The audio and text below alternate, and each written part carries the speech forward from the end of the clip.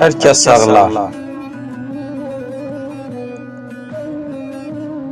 Başın kaldır bak dünyaya.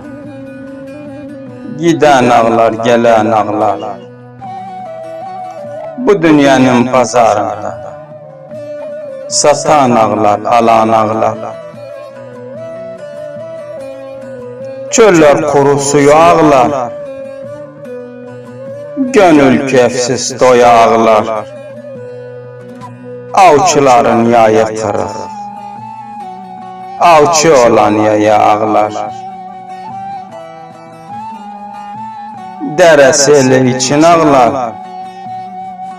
Çocuk dili için ağlar. Çok insanlar garip kaldı. Garip eli için ağlar. Zengin malı için ağlar. Fakir halı için ağlar. Bülbüllerin dalı kırık. Bülbül dalı için ağlar. Derdi derde düzen ağlar.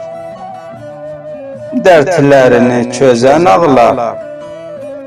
Mezarlarda ölü dolu.